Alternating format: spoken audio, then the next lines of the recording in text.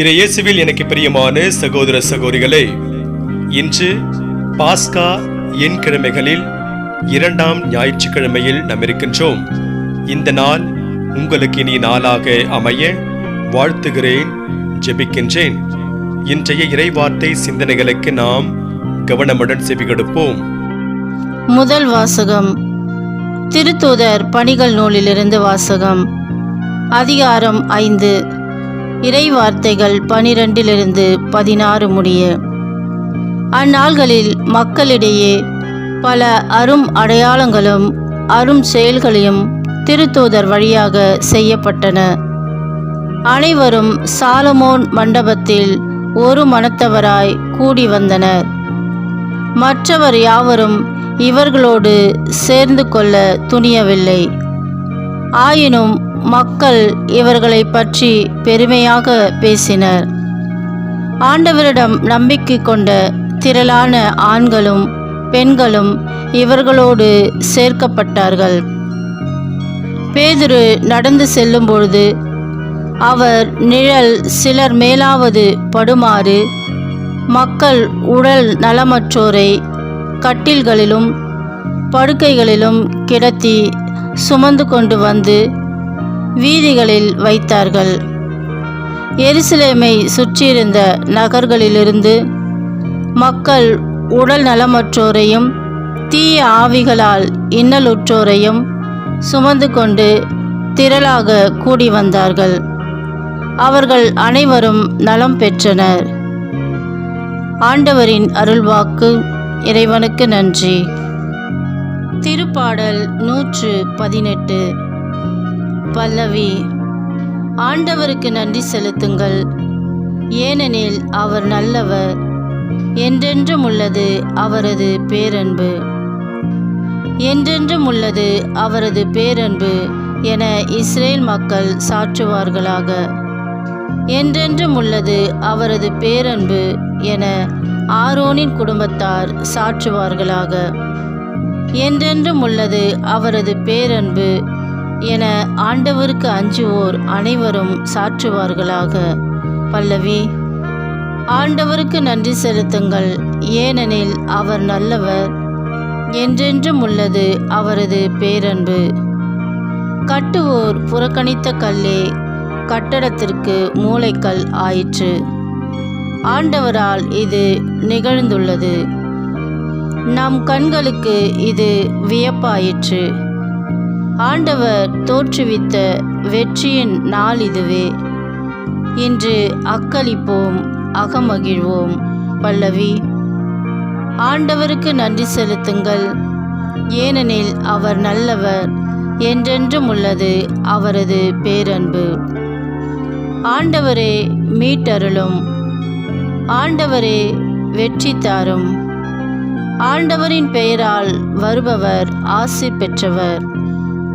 ஆண்டவரது இல்லத்தினின்று உங்களுக்கு ஆசி கூறுகிறோம். ஆண்டவரே இறைவன், அவர் நம்மீது ஒளிர்ந்துள்ளார். பல்லவி. ஆண்டவருக்கு நன்றி செலுத்துங்கள், ஏனெனில் அவர் நல்லவர், என்றென்றும் உள்ளது அவரது பேரன்பு. 2ஆம் வாசகம். திருத்தூதர் யோவான் எழுதிய திருவெளிப்பாட்டிலிருந்து வாசகம். அதிகாரம் 1. இறை வார்த்தைகள் 9-11 மற்றும் 12-13,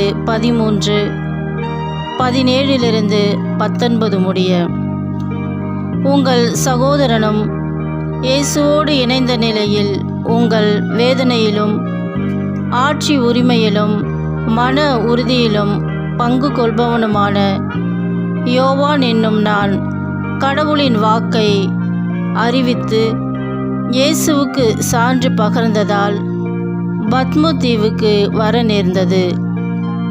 ஒரு ஞாயிற்றுக்கிழமையன்று தூய ஆவி என்னை ஆட்கொள்ளவே எனக்கு பின்னால் பெரும் குரல் ஒன்று எக்காலம் போல முழங்க கேட்டேன். நீ காண்பதை ஒரு சுருளேட்டில் எழுதி 7 இடங்களிலும் உள்ள திருச்சபைகளுக்கு அதை அனுப்பி வை என்று அக்குரல் கூறியது. என்னோடு பேசியவர் யார் என்று பார்க்க திரும்பினேன். அப்பொழுது 7 பொன் விளக்கு தண்டுகளை கண்டேன். அவற்றின் நடுவே மானிட மகனை போன்ற ஒருவரையும் பார்த்தேன்.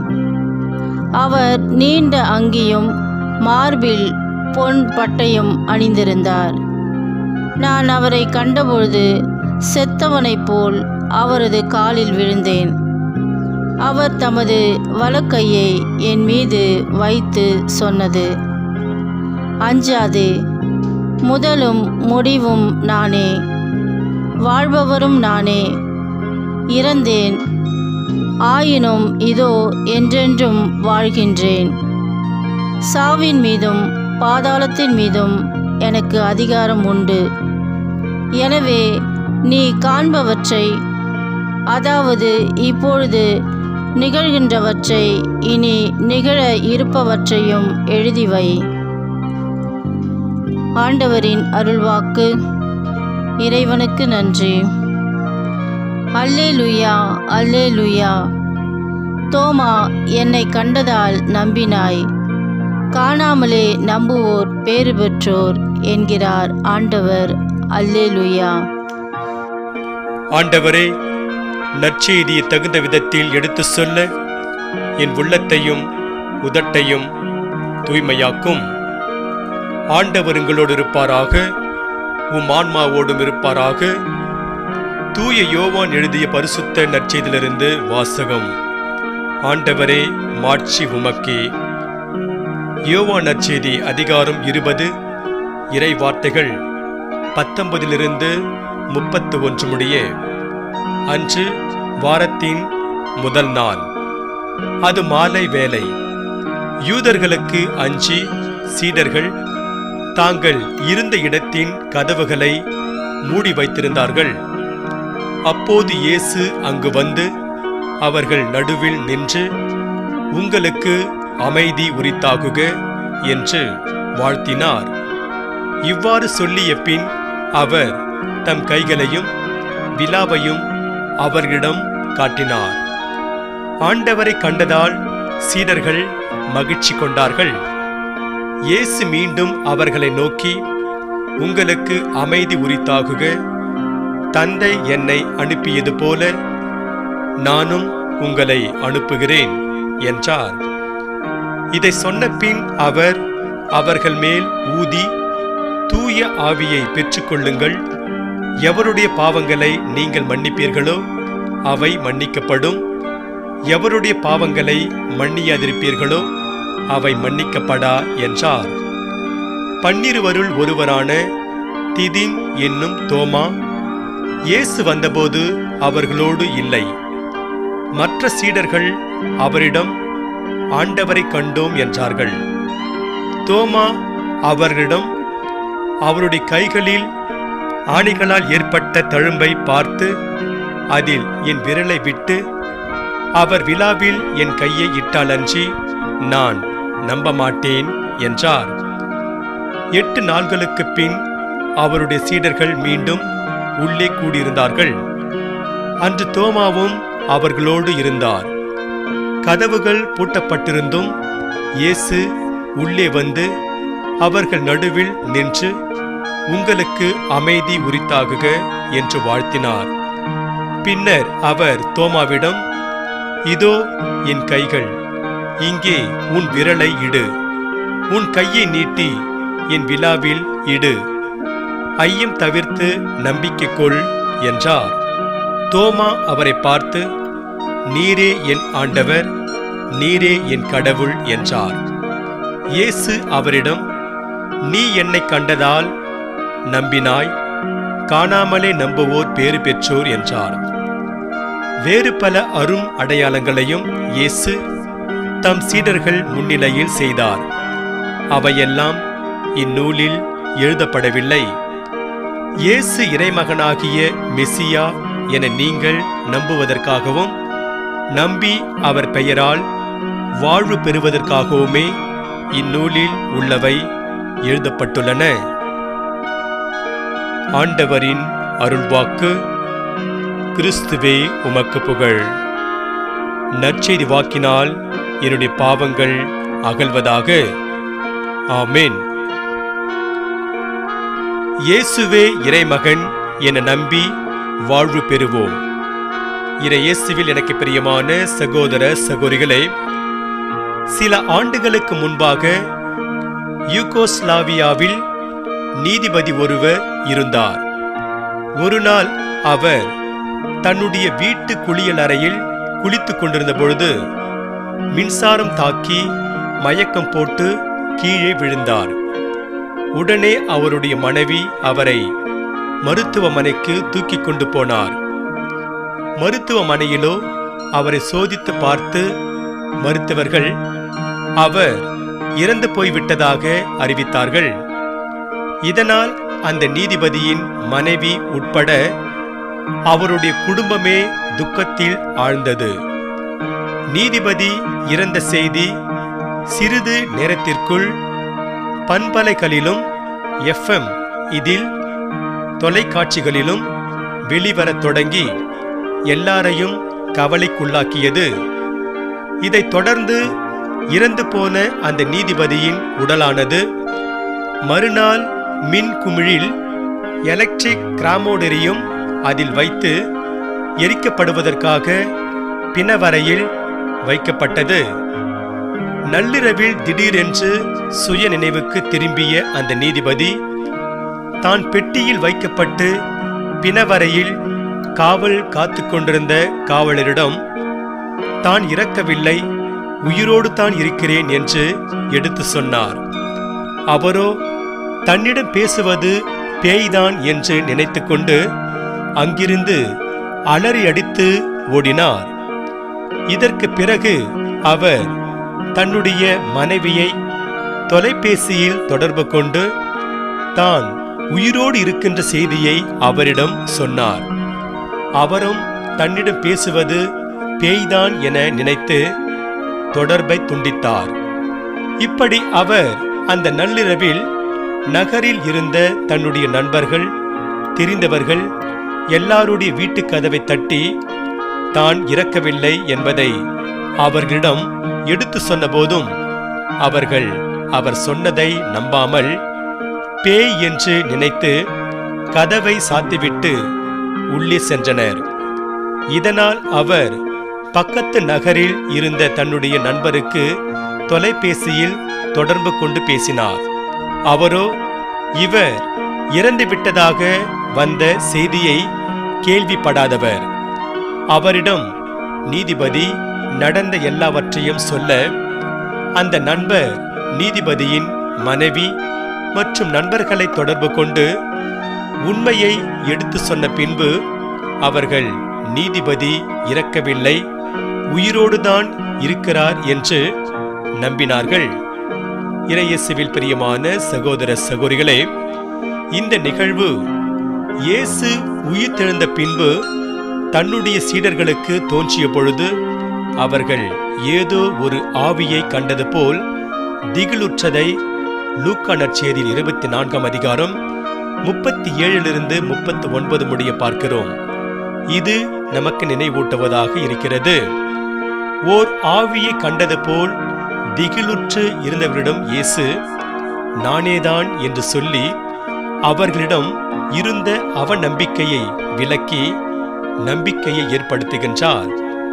இப்படி உயிர்த்த இயேசு தன்னுடைய சீடர்களுக்கு தோன்றிய இந்த நிகழ்வு நமக்கு என்னென்ன செய்தியை எடுத்து சொல்கிறது என்று சிந்தித்து பார்ப்போம். யூதர்கள் இயேசுவை சிலுவையில் அறைந்து கொன்றதை பார்த்துவிட்டு எங்கே தங்களையும் அவர்கள் பிடித்து கொன்று விடுவார்களோ என்று பயந்து சீடர்கள் தாங்கள் இருந்த அறையின் கதவை மூடி வைத்திருந்தார்கள். இவை தூய யோவான் நற்செய்தியில் 20ஆம் அதிகாரம் 1வது வசனத்தில் பார்க்கிறோம். இப்படிப்பட்ட சூழ்நிலையில் இயேசு அவர்களுக்கு முன்பாக தோன்றி உங்களுக்கு அமைதி உரித்தாகுக என்று வாழ்த்துகின்றார். இயேசு உயிர்த்து தன்னுடைய சீடர்களுக்கு தோன்றிய போது தன்மீது அவர்கள் நம்பிக்கை கொள்ளவில்லை என்றோ தன்னை விட்டுவிட்டு ஓடிவிட்டார்கள் என்றோ அவர்களை திட்டவில்லை. மாறாக அமைதி உரித்தாகுக என்ற ஆறுதல் அளிக்கும் வார்த்தைகளை பேசுகின்றார். அது மட்டுமல்லாமல் தூய ஆவியாரை அவர்கள் மேல் ஊதி தன்னுடைய பணியை செய்ய மீண்டுமாக அவர்களை அழைக்கின்றார். இவ்வாறு இயேசு பயந்து கொண்டிருந்த சீடர்களுக்கு அபயம் தந்து, துணிவை தந்து, வல்லமையோடு பணியை செய்ய வழிவகுக்கின்றார். இந்த நிகழ்விற்கு பிறகு சீடர்கள் புதிய உத்வேகத்துடன் செயல்பட்டதைக் கொண்டே இயேசு தன் சீடர்களுக்கு தந்த அபயம், துணிவு எத்துணை உகந்தது என்பதை புரிந்து கொள்ளலாம்.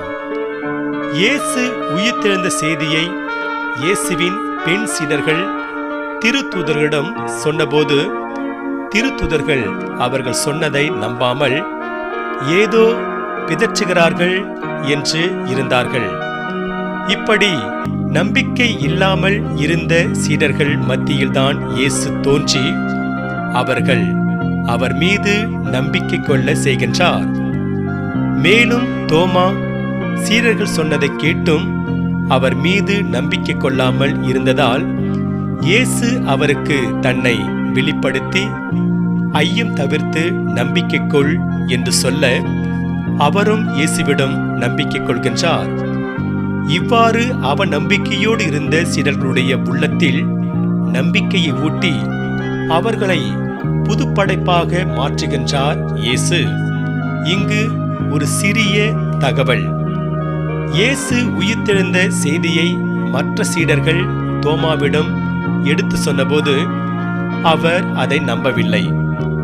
இந்த தோமா அல்லது திதிம் என்றால் இரட்டையர்கள், டுவின் என்று அர்த்தம். தோமாவோடு உடன் பிறந்த சகோதரரை குறித்த குறிப்புகள் எங்கினும் காணப்படவில்லை.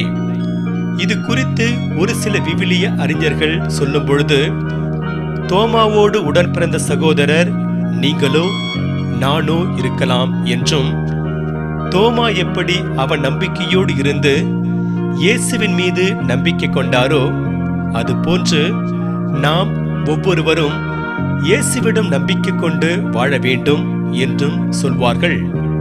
ஆகவே இயேசுவின் சீடர்கள் எப்படி அவர் மீது நம்பிக்கை கொண்டு வாழ தொடங்கினார்களோ அதுபோல நாமும் இயேசுவின் மீது நம்பிக்கை கொண்டு வாழ முயற்சி செய்வோம்.